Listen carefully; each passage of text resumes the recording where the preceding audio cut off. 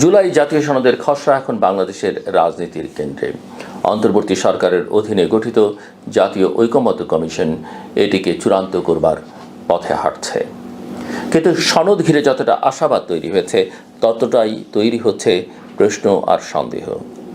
এই সনদ কি সত্যিই ভবিষ্যতের গণতান্ত্রিক বাংলাদেশ গঠনের ভিত্তি হবে, নাকি আবারও অতীতের মতো ভঙ্গুর এক ঐকমত্যের দলিলে থেমে যাবে?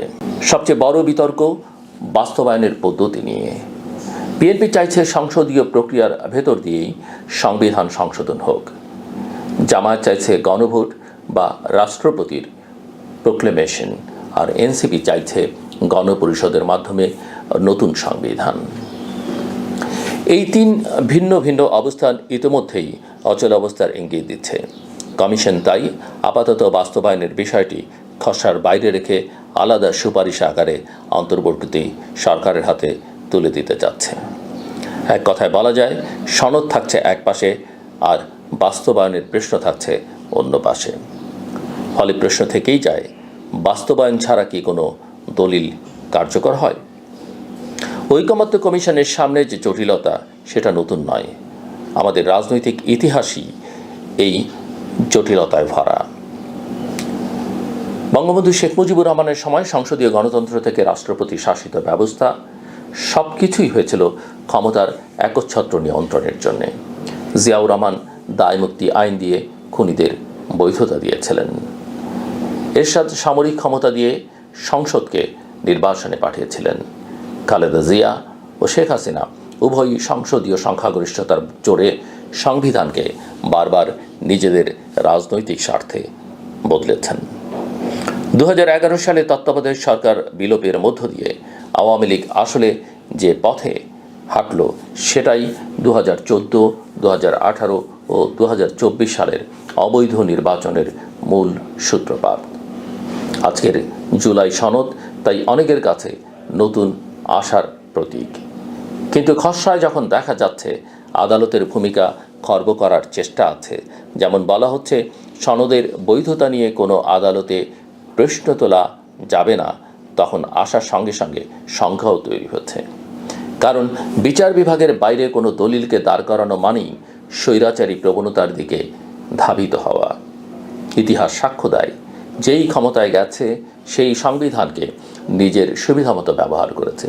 এই সনদও যদি একই পথে হাঁটে, তবে তার কোনো আলাদা মর্যাদা তৈরি হবে না।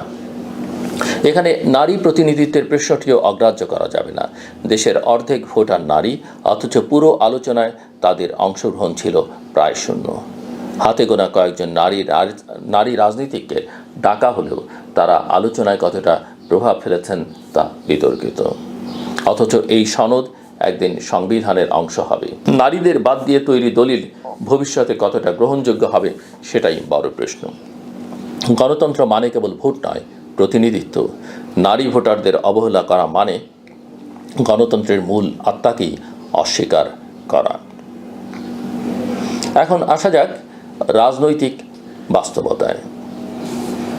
গণঅভ্যুত্থানের পর বাংলাদেশ সাময়িক স্থিতিশীল হয়েছিল, কিন্তু এখন আবার সহিংসতা, মব সন্ত্রাস, সড়ক অবরোধ, অগ্নিসংযোগ এসব যেন নিত্যদিনের ঘটনায় পরিণত হয়েছে।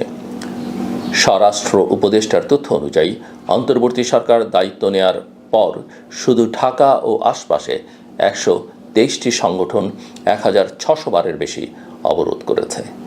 এ অবস্থায় সনদের মতো উচ্চাভিলাষী দলিল কার্যকর করার কথা শোনালেও মাঠ পর্যায়ের বাস্তবতা ঠিক উল্টো বার্তা দিচ্ছে। জাতীয় পার্টিকে নিষিদ্ধ করার দাবিটিও এই আলোচনায় নতুন মাত্রা যোগ করেছে। আওয়ামী লীগের মতোই জাতীয় পার্টি বিগত সময়ে ক্ষমতার খেলায় বড় সহযোগী ছিল। তারা একাধারে সরকার ও বিরোধী দল হয়ে গণতন্ত্রকে বিদ্রূপে পরিণত করেছিল। কিন্তু তাই বলে কোনো দল নিষিদ্ধ করাই কি সমাধান? ইতিহাস বলে, দল নিষিদ্ধ করে মতাদর্শ মুছে ফেলা যায় না। পাকিস্তান জামায়াত নিষিদ্ধ করেছিল, কিন্তু আদর্শ রয়ে গেছে। বাংলাদেশও যদি একই পথে হাঁটে, তবে সেই গণতন্ত্রকে আরও দুর্বল করবে। এখন প্রশ্ন উঠছে নির্বাচন নিয়ে। বিএনপি ফেব্রুয়ারিতে নির্বাচন চাইছে, কিন্তু জামায়াত ও এনসিপি সনদ বাস্তবায়ন ছাড়া ভোটে যাবে না বলে শর্ত দিয়েছে। আওয়ামী লীগ ও জাতীয় পার্টি নিষিদ্ধ থাকলে প্রতিযোগিতা কাদের মধ্যে হবে? কেবল বিএনপি আর দু একটি ছোট দল? তাহলে কি নির্বাচন অন্তর্ভুক্তিমূলক হবে, নাকি বিএনপিকে একক দল বানিয়ে ভোটের বৈধতাকেই প্রশ্নবিদ্ধ করা হবে? আন্তর্জাতিক প্রেক্ষাপটও এখানে অত্যন্ত গুরুত্বপূর্ণ। যুক্তরাষ্ট্র, ইউরোপীয় ইউনিয়ন ও জাতিসংঘ বারবার অংশগ্রহণমূলক নির্বাচনের ওপর জোর দিচ্ছে। ভারতের দিক থেকেও স্পষ্ট বার্তা এসেছে, বাংলাদেশের রাজনৈতিক স্থিতিশীলতা ছাড়া আঞ্চলিক উন্নয়ন সম্ভব নয়।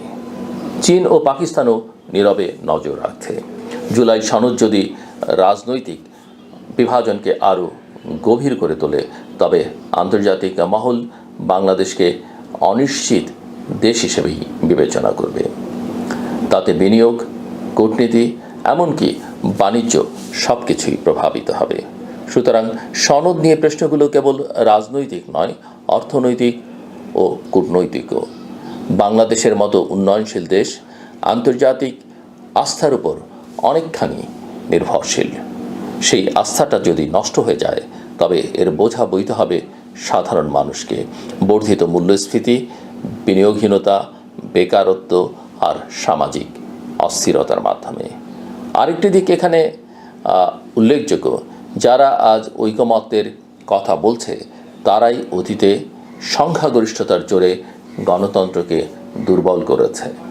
বিএনপি কিংবা আওয়ামী লীগ দুপক্ষই ক্ষমতায় থেকে সংসদকে নির্বাহী বিভাগের হাতিয়ার বানিয়েছে। স্থায়ী কমিটি, সংসদীয় জবাবদিহি কিছুই কার্যকর করা হয়নি। তাই এখন তাদের দেয়া প্রতিশ্রুতিকে জনগণ কতটা গুরুত্ব দেবে সেটা নিয়েও প্রশ্ন আছে। এখানেই মূল সমস্যা। আমরা অতীত থেকে শিক্ষা নিতে চাই না। আমরা মনে করি একবার কোনো দল পড়ে গেলে ইতিহাসকেই দায়ী করা যায়।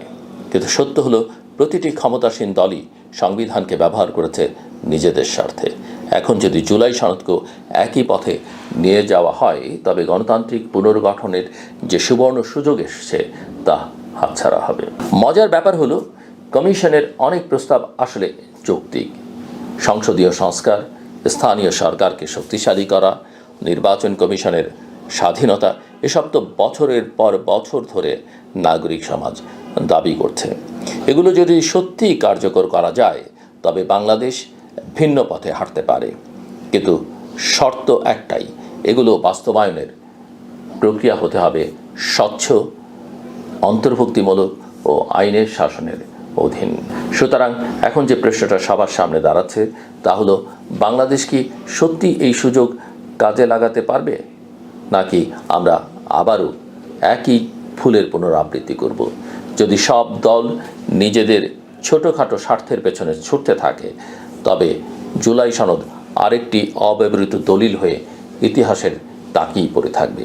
কিন্তু যদি এই সনদ সত্যিকারের অর্থে অন্তর্ভুক্তিমূলক প্রক্রিয়ায় বাস্তবায়িত হয়, তবে এটিই হতে পারে গণতন্ত্রের নতুন ভিত্তি।